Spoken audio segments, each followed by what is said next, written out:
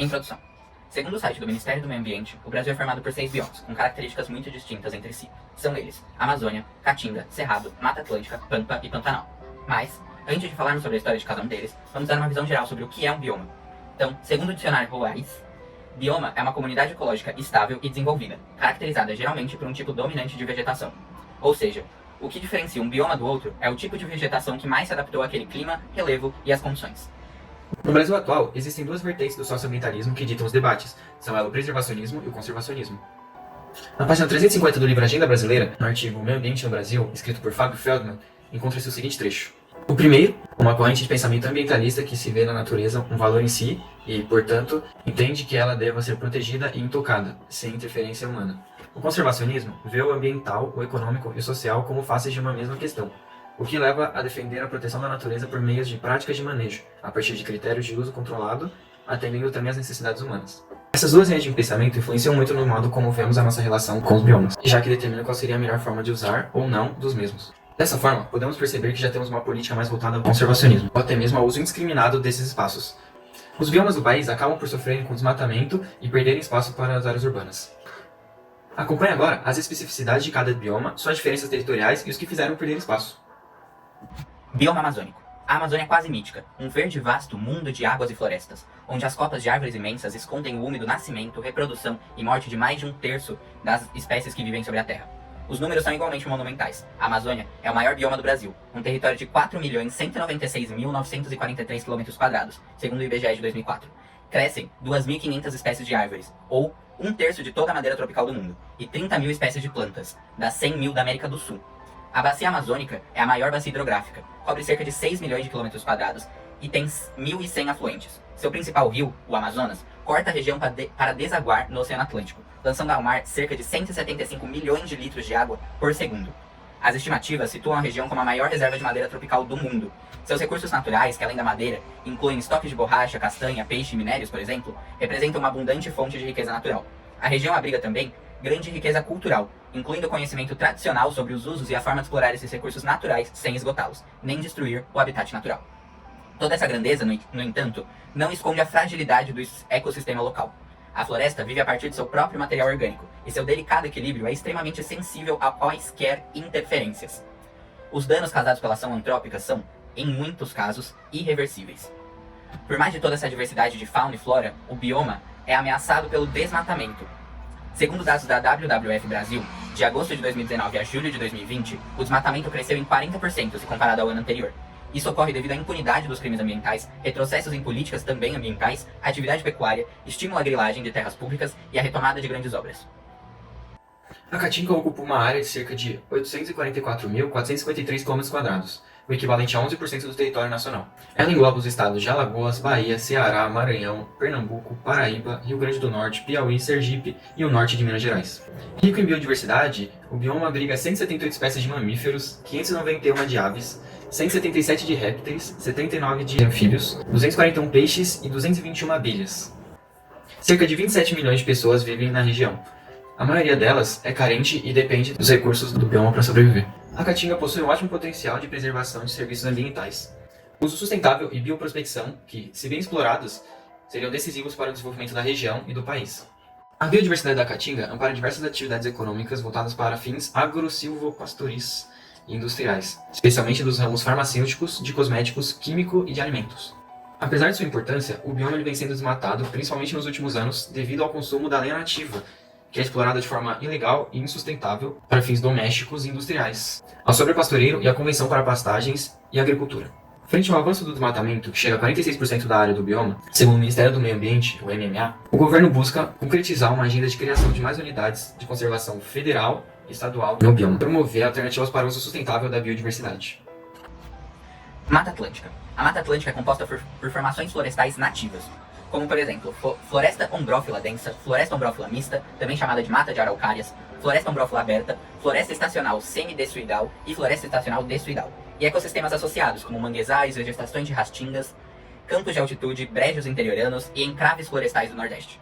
Originalmente, o bioma ocupava mais de 1,3 milhões de km² em 17 estados do território brasileiro, estendendo-se por grande parte da costa do país. Porém, devido à ocupação e atividades humanas na região, hoje resta cerca de 29,4 29% da cobertura original. Mesmo assim, estima-se que existam na Mata Atlântica cerca de 20 mil espécies vegetais, 35% das existentes no Brasil aproximadamente, incluindo diversas espécies endêmicas e ameaçadas de extinção. Essa riqueza é maior que a de alguns continentes, a exemplo da América do Norte, que conta com 17 mil espécies vegetais, e Europa, com 12,5 mil. Esse é um dos motivos que torna a Mata Atlântica prioritária para a conservação da biodiversidade mundial. Em relação à fauna, o bioma abriga aproximadamente 850 espécies de aves, 370 de anfíbios, 200 de répteis, 270 de mamíferos e 350 de peixes.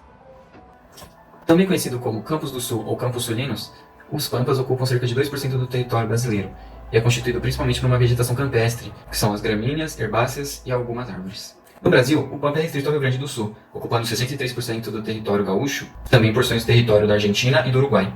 Os campos da região sul do Brasil são denominados pampas, que de origem indígena significa região plana.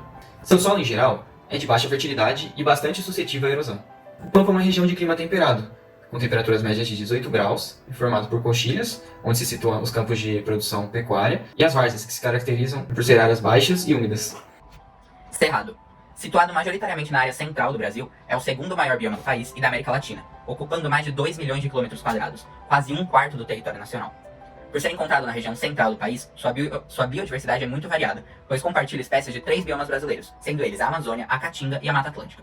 Além de ocupar grande parte dos estados de Minas Gerais, Tocantins, Goiás, Distrito Federal, Maranhão, Mato Grosso do Sul e Bahia, o Cerrado abrange ainda áreas disjuntas no extremo norte do Pará, uma pequena porção do Amapá, Roraima e Rondônia, uma faixa central do estado de São Paulo e uma porção do Paraná.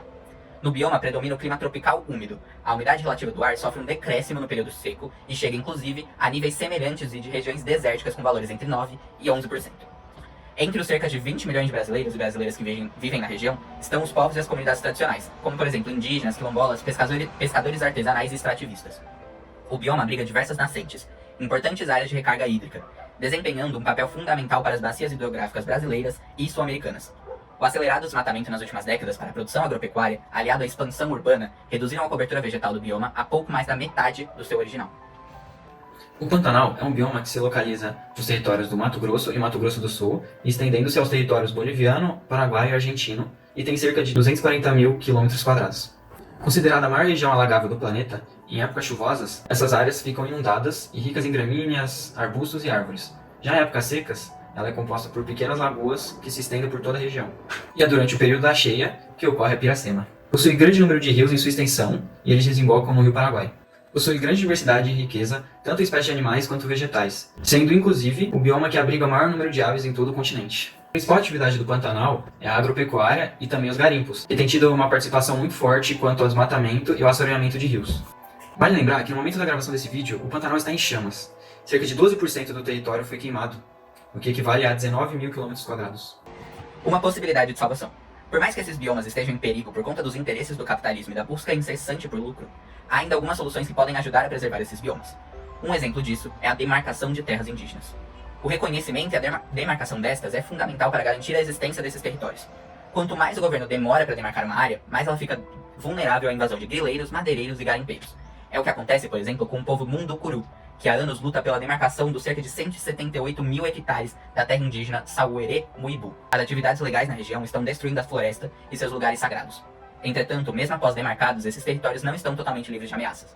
A terra indígena Curipuná, em Rondônia, apesar de ter sido homologada em 1998, está com mais de 10 mil hectares de florestas destruídos, em consequência da exploração ilegal de madeira e da grilagem. A terra indígena Arara, também no Pará, acaba de ser invadida por madeireiros. Por isso, é preciso também garantir a integridade das terras indígenas. Mas, com as mudanças trazidas pelo novo governo, não está claro com quem fica a responsabilidade de protegê-las, que antes era da FUNAI. O órgão que ficava subordinado ao Ministério da Justiça, agora passa a ser controlado pelo Ministério da Mulher, Família e Direitos Humanos, sob o comando de Damares Alves. Além de toda a importância para a preservação ambiental, há também a importância sociológica e histórica dessa demarcação. Isto é, pelos povos indígenas serem considerados cidadãos brasileiros, estes deveriam ser capazes de usufruir de todos os direitos assegurados pela Constituição Federal de 88. No entanto, estes ainda são considerados, a menos que entrem com um processo parecido com o de emancipação para a FUNAI, incapazes do ponto de vista jurídico, o que os impossibilita de, por exemplo, assinar um contrato de trabalho sem a tutela da FUNAI. Além disso, os indígenas vêm sendo alvos de agressões e genocídios desde o período da colonização. Estima-se que esses povos tiveram suas populações diminuídas em mais de 80% no período de 1500 até 1900. Dessa forma, torna-se necessário que sejam pagas essas dívidas históricas e que possam ser feitos através da demarcação e fiscalização das terras indígenas.